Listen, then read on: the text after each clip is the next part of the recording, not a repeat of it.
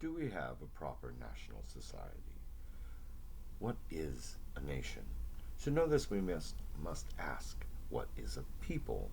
For at the center of all proper nations is a people, one, whole, unitary. Nations being the political aspect of a singular and unique people. So then, what is a people? A people is a given group of ethnically similar persons that live in a given landmass, having common customs, history, aspirations, uh, common binding culture, morals, ethics, law, and agree amongst themselves who is included and who is excluded. For a people is an exclusionary group with those that are inside, who are born there, and who live there, and who die there, and those who are outside. For a people is not a club that one joins by any means whatsoever. It's a living entity, you see. This living entity provides a framework upon which one can order reality. Instead of having a random series of events, one can have the people as the central viewpoint upon which to order the spoke, the wheel of life, as it were. It can be the hub.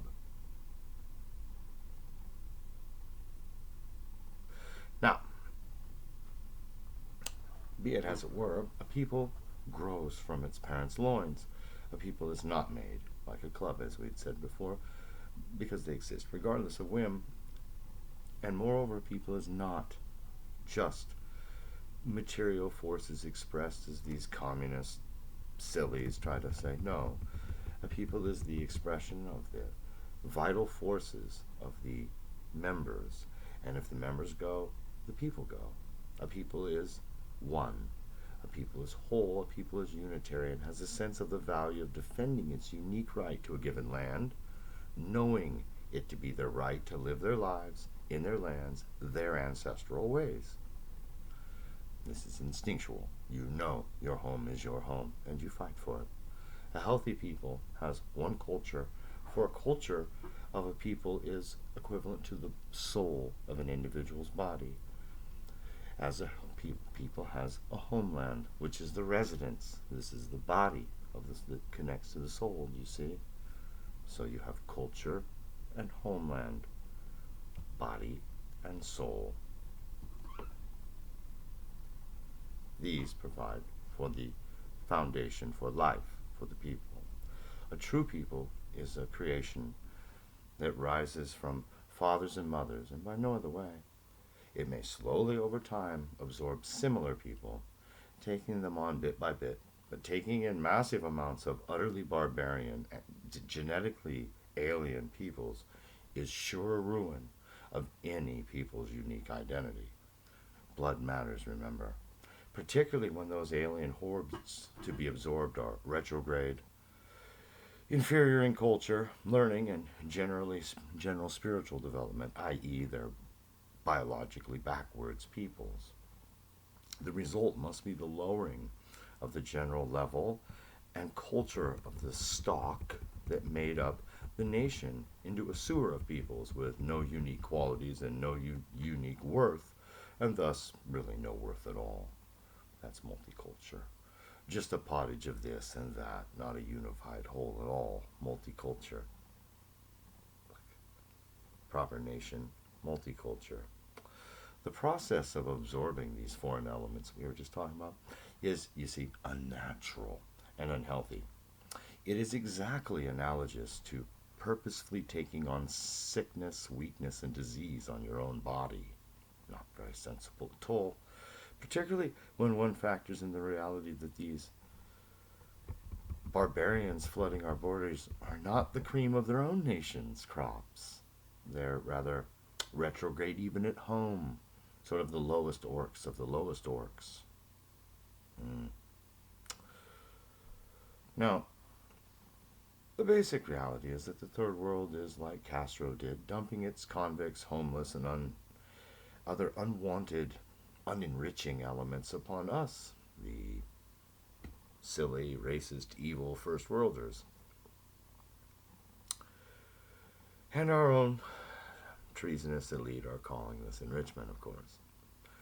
They crow about the benefits because they live far away from the effects. and take from the profits of the chaos without participation in the pain and suffering that profit entails. Judas traitors they are. Meanwhile, here on Main Street, among the majority working and middle class white Americans and white Europeans, for that matter, all over the white world, in fact, mass immigration, or really any immigration of third world peoples in any amount, is in no way a benefit except to the parasite class who benefit off the lower wages, crime, destruction, chaos, and generally pick the bones of our race's once great civilization, using these hordes of barbarians as a battering ram. However, to the common white citizen, mass immigration of barbarian hordes is only a bane, an evil, and an unmitigated harm. There is no reason to play nice and tolerate this demographic invasion of our lands. It's just suicidal. It is, in fact, this being nice and tolerant, i.e., effeminate and like eunuchs, that has gotten the Western people this far into this mess. We are too polite to savages, and this weakness has merely encouraged these savages. It has nearly cost us our lands, in fact. Okay, our unique identity is slipping away because we are absolutely terrified as a race, as a group, of being called racist, of being called homophobe, of being called Nazi, of being called anti-Semitic, of being... We are allowing everything in life that matters to be destroyed because these word tyrants have it over us. Them and their minority hordes are destroying everything, and it's happening right before your own eyes, and you lie to yourself about it. That's the truth, pure and plain. Here's some wisdom. No strong people allows, much less encourages, enables, and assists such an alien, destructive element among them in the first instance as the third worlders. Nor will a strong people allow its leaders to think in terms of the world rather than terms of the nation. Okay? No strong nation will ever willingly give up its lands to outlanders without a fight, much as no virile animal will give up its territory without physically disputing the matter. Right. No strong people allows any other culture in their domain than their own, as this means the destruction, not the evolution, the destruction of their unique identity. If you allow two souls into one body, you don't get a better being, but merely a confused, conflicted, pathetic one that is soon to be destroyed by its own insanity. A healthy and virile, manly people seeks not to be enriched by barbarian outlanders, whose only asset is crime, poverty, and ignorance, but to drive them out, destroy them, and then utterly rout the traitors that assisted them in attempting to overrun the people's rightful home. A strong people would not be having this issue with mass immigration because a strong people with good, strong, healthy instincts will defend access to their territory, resources, so as to ensure the survival of their own kind. It will not share with barbarians whose use of their own resources will be used to subvert power over their own home eventually. Again, to a strong people, to a wise people, to a right-minded people, survival of the kind is issue number one. It's the number one thing in nature. It's the number one edict. There's no fair or equal or other about it. Anything else is weakness. A strong people realizes they have power by rallying around the commonality and excluding the other. They realize and proclaim without any shame that outlanders are out, that inlanders are in, and that in has more value over out, without any equivocation. Ours matter more than those outside our circle, and our circle has no meaning if it doesn't have a definite boundary. Basically, it is as absurd to claim you care equally about Zulus as your own nation as it is to claim you care about Chinese children equally to your own. If you do, you are pathetic and should commit seppuku immediately. Strong people refuse to be equated to outlanders, to allow money to be their master, or to allow any force outside their ranks to overrule their will as expressed by whatever means chosen by them and them alone. Just as a strong family would not allow anyone to overrule them inside their own home, nor allow any guests to displace or minimize them. They realize that any short term gains that will long term harm them are no gain at all, but only a wound that will bleed them out and destroy their kind. Strong people realize their worth, which is infinite, as no money can buy their history, dignity, or honor. It is this understanding of commonality, unity, feeling of having value that allows for the next stop, realization of self-will, of collective interests, and animation to collective action in defense of the kind. They do this without apology or shame. Any people that will not act collectively in its interest is doomed to extinction. It has lost its vitality and its longing for life. A proper national society keeps the outsiders and culture destroyers out. It knows its own unique worth and feels a kindly regard towards its own defense. It knows that controlling who comes in, how, for what period of time is the essence of controlling one's own home. A proper national society does not encourage anyone to flood into the nation or to displace its founding people for any reason, as proper national-minded people care about their people more than profits, progress, or growth, so-called, whatever these things mean, because without the people there is nothing. A proper national society understands that its culture is its soul, its founding people its heart, and the nation-state its outward expression of its will as sovereign. It sees itself as much, much more than the sum of wealth, commerce, and trade, knowing it has a living being that has a destiny, history, a unique purpose. It carries on its values, ways, kept as whole and complete, with little to no change over any amount of time, and it does this regardless of outsiders' views on the matter. They get no say. The strong people, the proper-minded people, are the highest earthly judge of their own good, and only God will stand to judge them. No others. On the other hand, a dysfunctional social order is just like a cell that has been attacked by a virus.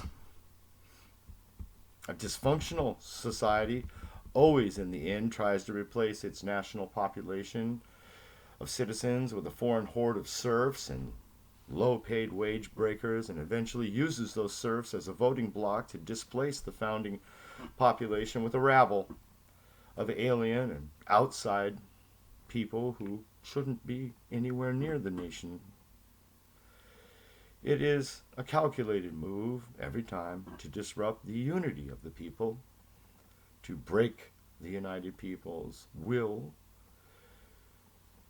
Because you see, if this will is not broken, a united people will eventually toss out the corrupt elite. But a mixed-colored rabble has no realistic chance of doing this, both because they'll be divided along tribal lines and because the coloreds are dumb. Reality sucks.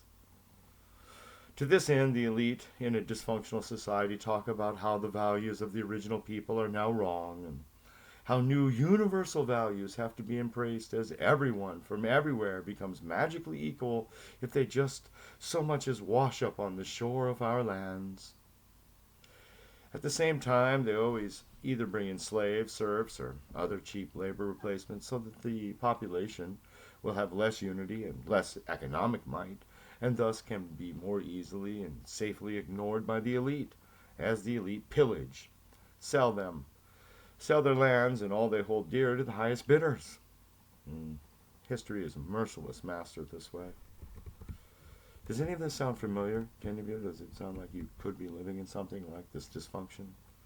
So which do you live in? Do you live in a proper national monocultural society or a dysfunctional multicultural politically correct society? Which one is it? Which would you prefer? Which one sounds more nice? The one based on high ideals, valor, an affirmation of life, a love for what is good, family, community, honor, or the one based on money? Were you directly asked, not told, not lectured, but asked at any time about your willingness to participate in this politically correct, multicultural diversity, or the enforced tolerance or equality? Were you ever asked? For if we were to be asked, we would say, we reject this offer of yours to diversify us into a minority status in our own lands. Reject your attempts to subvert our way of life with multiculturalism, political correctness, diversity, tolerance, which just seem to mean less of our culture and more of other alien outlander culture in our nation. That we are required under law to tolerate. We reject fully your attempts to weaken our mind with PC and counteroffer that you will take that out of our land forthwith for all times. We reject your attempt to enforce yourself upon us in our home as if you are our parents and not our guests. And so, in fine, we reject everything about you and refuse to tolerate your insidious, treasonous, hateful nonsense any longer among our people or in our lands. Neither your teachings nor your ways shall be taught to anyone, by anyone, as truth. Let any that stand with you share your fate. Hear me, political correctness. We have weighed your ways and examined your words versus the results of your plots. We have found you wanting. We have found that there is no net gain by your presence and that you are a criminal conspiracy against the white majority of the West. Your views are found to cause the ruin of all that fall into the snares of political correctness's lies and diversity's living hands. Thus, they are henceforth illegal to teach, preach, or proclaim. Your views are forthwith and fully denounced, found to be an error, and outlawed from all of our lands forever. Let all that side with you share your fate. Let them be outside legal protection. Let anyone harm or kill political correctness and their allies as he is able. You, PC Equality and the Multiculture, are found guilty of treason, subversion, murder, rape, theft, and the willful destruction of nations, families, and persons by your witchcrafts, usury, and wordsmithing, the sentence for which is death by fire, for which purpose green wood shall be used. May God have mercy on your soul, for I have none. You are found guilty of inducing others to perform whoredoms before the altars of the golden calf, mammon, sodomy, and social anarchy, the sentence for which is your ashes are to be pissed upon by pigs, dogs, and goats, and then cast into the darkest hole that can be found. You are further found guilty of subverting the youth, destroying the identity of the people, and attempting to displace us in our own rightful lands. The sentence for this, your most insidious and hateful crime against the white majority, whom you deceived and attempted to subvert, is to have your very names blotted from the record. All mention of you, private, public, printed, electric, or otherwise, is forthwith forbidden under penalty of hanging. That is what we would say if we were asked. What would you say? It is our pleasure that political correctness go from our lands. How about you?